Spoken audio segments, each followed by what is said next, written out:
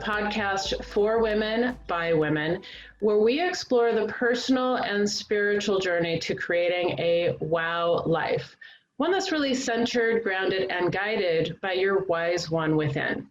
I'm Lorianne Rising. I'm your host. I'm an international award-winning author and a spiritual and intuitive mentor for women. And today is Mentorship Monday, when we have a coaching conversation that really honors the courage and commitment of women who are currently walking through the wilderness. And we have with us Kim Minch. And like so many others, she's been splitting her time between her parent coaching business and her day job while the coaching practice grows. But she's reached a point of exhaustion and the need to make some big decisions.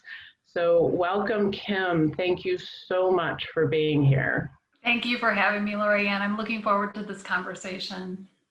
Well, and I just really honor and respect that you're being you, totally vulnerable, totally authentic. You're a coach yourself. So, you know, we know how this goes, and to be so open about that is just a gift. And I want to acknowledge that. Thank you. And I feel like there's not enough truth in the world, and it's very difficult for me to coach someone through something when I'm not doing the steps myself. So I think in part, this is my desire to let other people know that coaches need coaches. And so I appreciate your expertise today. Yep, absolutely. Well, I just want to start by just taking a centering breath so that we both just are really present and here and grounded.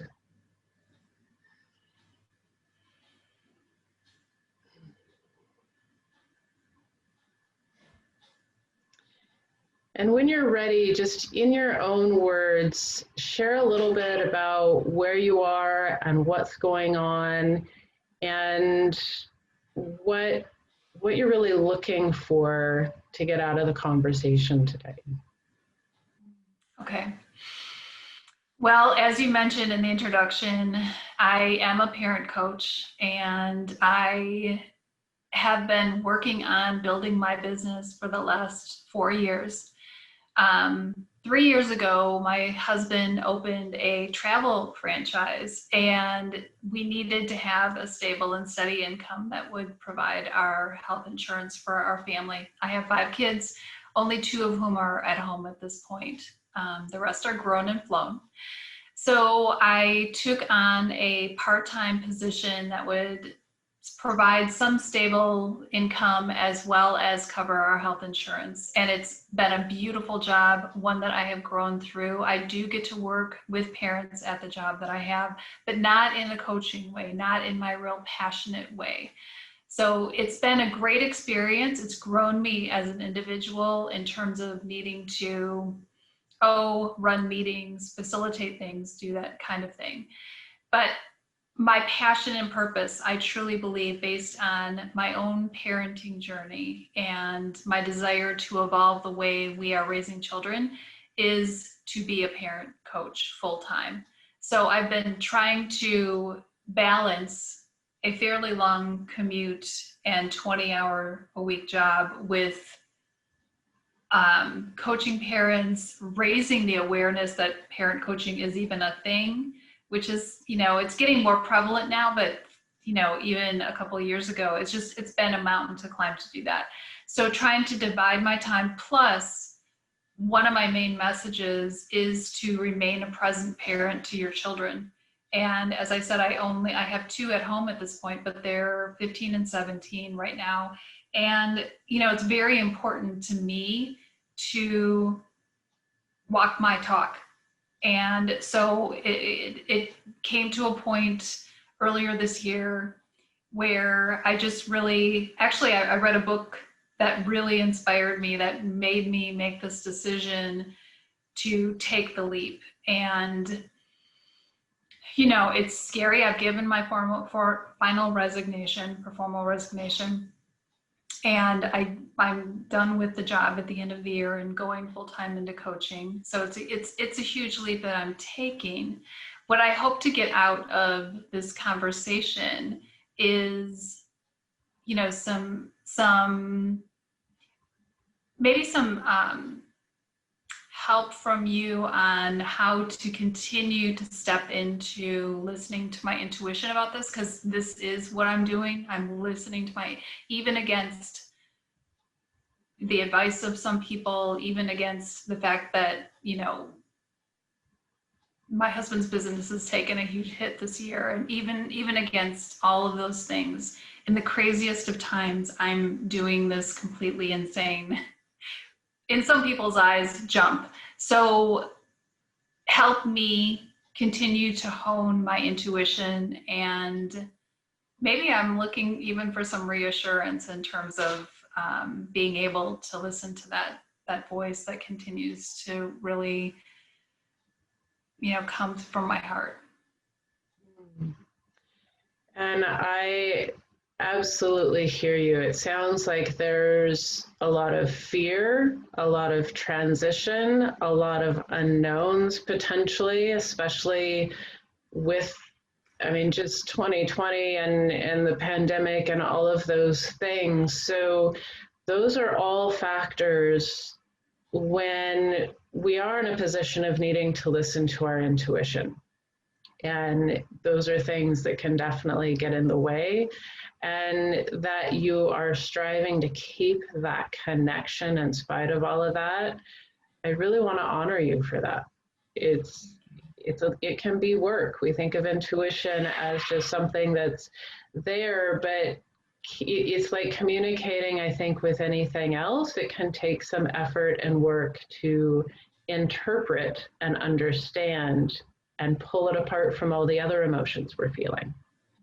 So thank you for being willing to be in that place, however it might look at the moment.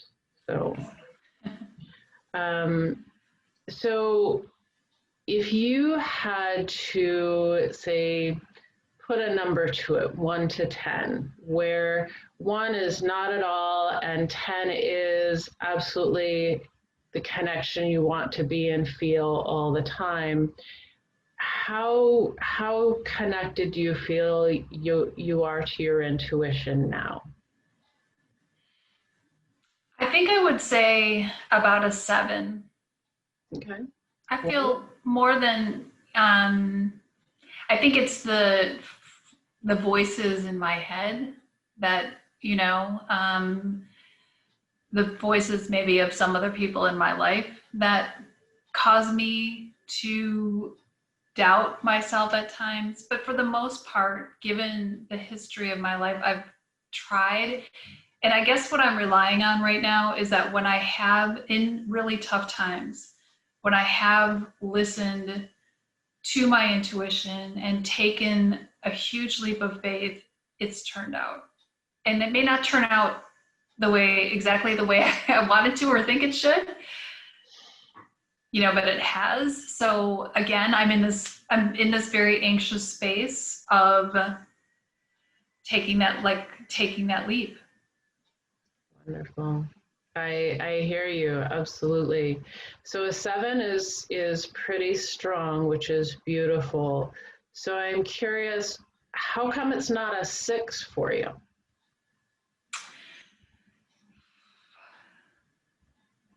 I think in part it has to do from coaching other people and asking them to have the faith to do that.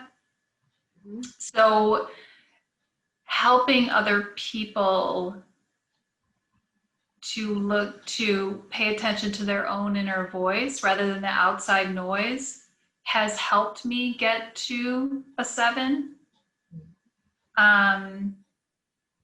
Again, past experience of making some big decisions and choices in my life that had very intense consequences, and those working out okay has helped me to get to a 7. And I don't know, maybe 10 is not attainable, but I sure would like to be closer to it. And I think it swings back and forth some days too. So it's totally okay to be exactly where you are. Part of why I ask is to sort of tease some of it apart and gain a little bit of understanding. So I want to ask it the other way as well. How come at the moment it's not an 8? And I would probably say the same thing, and that is the voices in my head that, have come from people that I love and care about, not knowing my inner voice, because only I can know that, right? And having their own fear around big decisions like this, especially during the year that we're living in and the year ahead.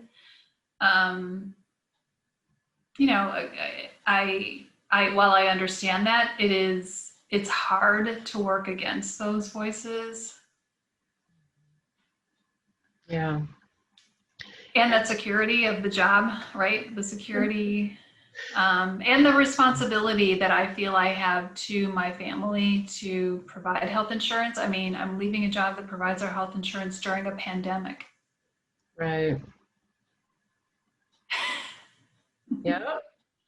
Those are some big 3D world kinds of things to take into consideration for sure. And it's always interesting to me that our intuition tends to be completely illogical, which doesn't make it easy to explain to other people.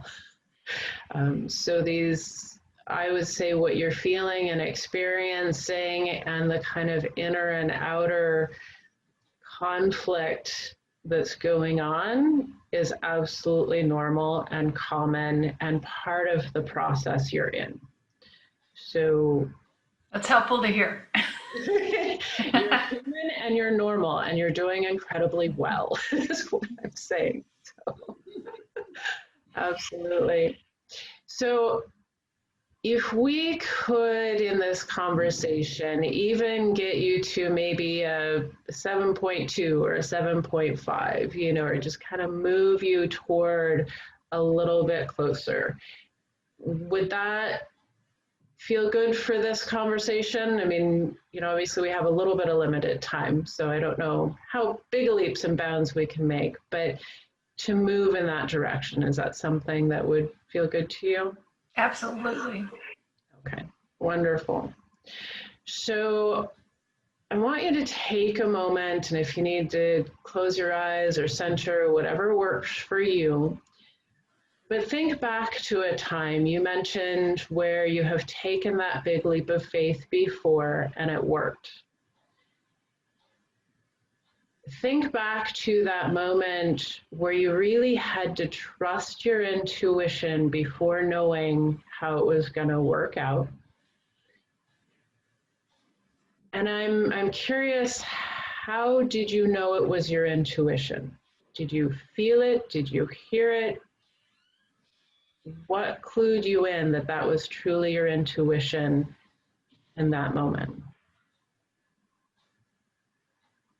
I think where I felt it was in my heart area. And it was the decision that I'm thinking about was, I had my first child at the age of 18 and making the decision to raise him rather than give him up for adoption, which is what my parents really wanted me to do. So it was a big decision. And so thinking about that, I just, like, every time I tried to talk myself into doing what other people wanted me to do, it would upset me because I just knew in my body that that wasn't what I was supposed to do. And I feel that way about this decision as well. So take a moment to really embody that feeling. that heart space, that knowing.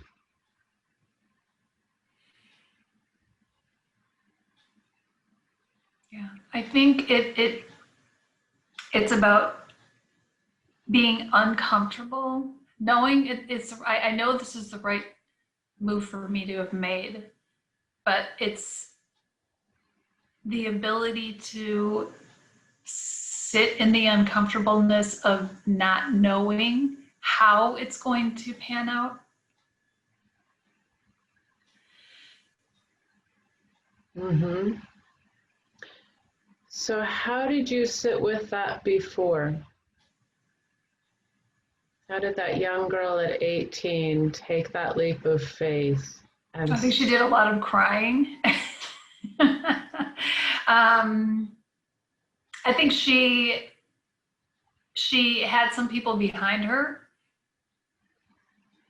that did support her. And I think she relied on that. And when I think about it, she does have that this time as well. Wonderful. So it sounds like she allowed the emotions to move through her as well. Mm. And often that's what the crying is. It's just letting that energy move through us without bottling it. And I don't know about you, but I know me as a mom over the years to take care of my kids, I actually had to learn sometimes how to be the rock rather than fully express in some moments. And sometimes that ability to let that energy move through us needs to be relearned, or we need to give ourselves permission to do it again. I don't know if that feels similar for you in any way, or if that's... Well, I think it's hard to be vulnerable, right? As a mom, you kind of do take on the whole. I think it's important to be vulnerable with our kids, but we have to be careful how much of that we show. And it's possible that it could be helpful to me in this situation to be a bit more open and vulnerable with my family about making this decision and why it's so important to me. And I may cry in the process of that, and I might need to be okay with that, even if they're uncomfortable with my expressing that. But I think that could be helpful to me to really let them know on a gut level the challenge and my excitement about doing this. Because the energy that I need, the excitement that it's not, the anxiety I'm having and the energy that's going into that isn't serving me. I need to shift that into the excitement and the energy I will need to continue to need to build a business. Mm-hmm. So it's not serving me. The way that I'm feeling now isn't serving me, but also potentially the most important thing I can do is allow myself to have the feelings, to express them, so I then can move them into where they'll better serve me in excitement. Mm-hmm. So what might you need to be able to do that for yourself? I think I need to give myself permission.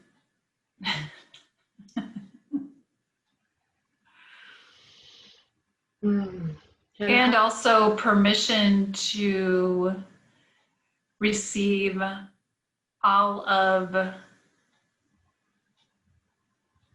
the triumphs and the challenges that will come along with full-time stepping into coaching. Mm-hmm. So how might you give yourself permission?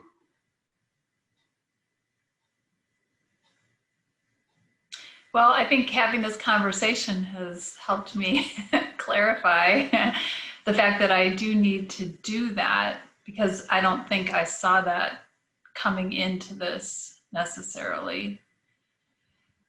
And for me personally, I think it could be as simple. It's not as simple as this for everyone, but I think for me, it could be as simple as just saying, I give myself permission to feel my feelings, to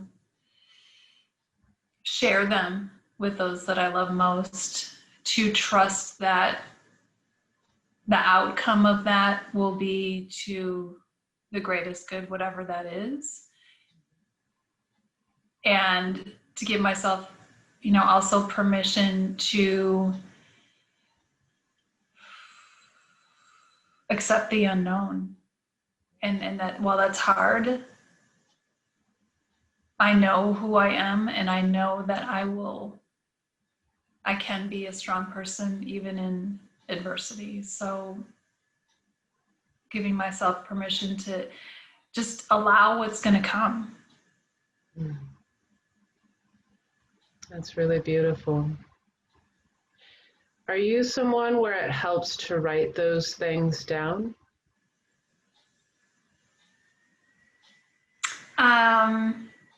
Yes, I am a writer, and I'm actually in the process of working on a book that,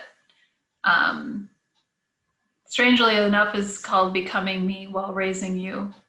And I think that the portion of the book that I'm in, this could serve very well. So how would you feel about writing yourself a permission slip? Sounds like a great idea. Sounds like something I haven't had since I was a small girl.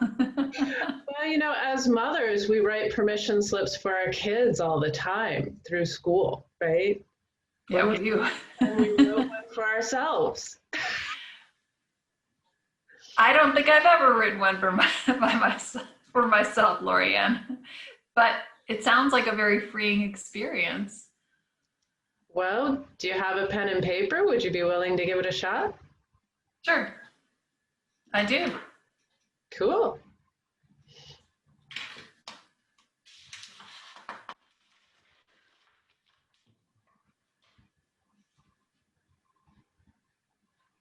Is there a particular way I need to write this permission slip? Well, you said it pretty well. I give myself permission to. And how would you fill in the blank?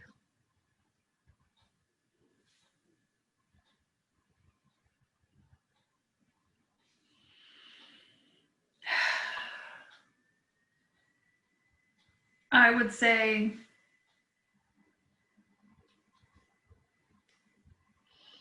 I give myself permission to feel my feelings, because I think I've been bottling them up,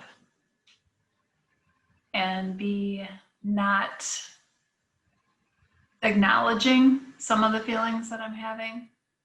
And it's funny because I coach people all the time about this. Yet, maybe it's not funny. It's, it's ironic, and it's funny in an ironic way, I guess. So I give myself permission to feel my feelings, to express them because they're important for me, that they're heard. I think that's another challenge that I have, is feeling whether or not what I have to say or the way I want to live my life is important. I think there are times when I become and choose to be who other people need me to be rather than who I truly am.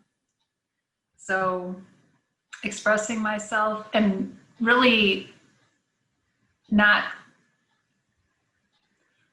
caring what other people think or feel or needing a certain response back, but just to move them through me by expressing them and being okay with whatever comes back at me.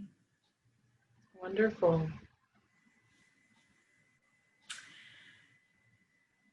And I think the last thing I need to give myself permission for is to be uncomfortable, to get comfortable with being uncomfortable about the future. And to believe what I've always been told, and that is, the divine is always there and wants the highest good for me. So, yeah. Beautiful. Have you been able to write all that down for yourself?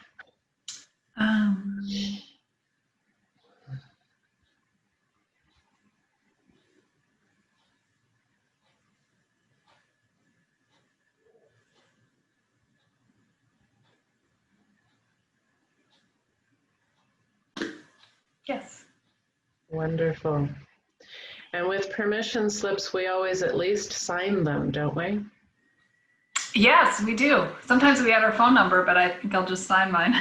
Yeah, I don't know that you need to call yourself, but just to make sure it's authentic, I've sometimes put in the phone number. I have signed it. Wonderful. Yeah, there is something powerful about putting our signature to something at some level. So I agree. Wonderful. How does that feel?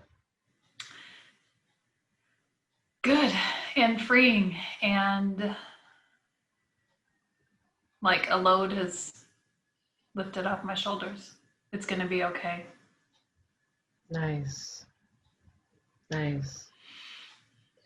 So if we wanted to check back in with that 1 to 10 scale that we talked about before, how connected to your intuition do you feel now?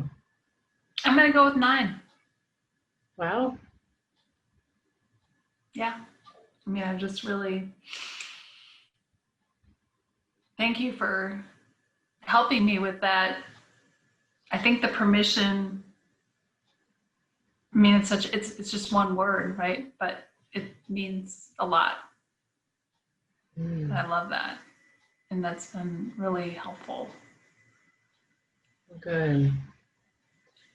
And I want to acknowledge how much you doing this today, I know will mean to everybody, but for me personally, I mean, I've got tears I'm wiping away myself. So I know that permission is something that women in general often struggle with because of all of the demands in the world that we put on ourselves, and we feel we really truly want to give for others, and how deeply important that permission for ourselves to be fully human really is.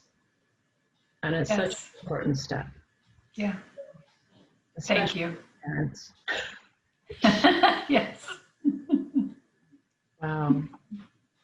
Well, thank you so much for your presence and being here. Before we end, are there any other questions or pieces that feel incomplete to you? No, I think now it's just a matter of working on staying in this space of permission. And what I think I will do, though you haven't suggested this, but I think that I will read these permissions to myself on a regular basis. Perhaps maybe even putting them on my bathroom mirror in dry erase marker to see, on a regular basis, so that I can really stay firmly grounded in a 9. Beautiful. I love that. I have a vision of seeing it done for you. So I love that. What a beautiful thing. Is there any other support I can provide or be for you? No, I think this has been really beautiful and a great process. Wonderful. Well, thank you again. Like I said, your vulnerability, your authenticity, and your courage in showing up and being willing to move through this type of space is absolutely beautiful. And this year in particular, the idea of getting comfortable with the uncomfortable, I know is happening on a mass scale. So bringing that up and being with it and your ability to lead by example is really, really wonderful. So thank you for that very much. Thank you for this opportunity. I appreciate it.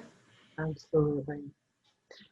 And for those who are listening, please share this show with at least 3 other women you feel would benefit and be inspired. And if you or a woman you know is feeling lost in the wilderness in your life and would like to feel more grounded and guided again, please visit my website at www.loriannrising.com. And there you'll find resources and support to connect with your own wise one within and live the wow life you were born for. And until next time, my friends, keep rising.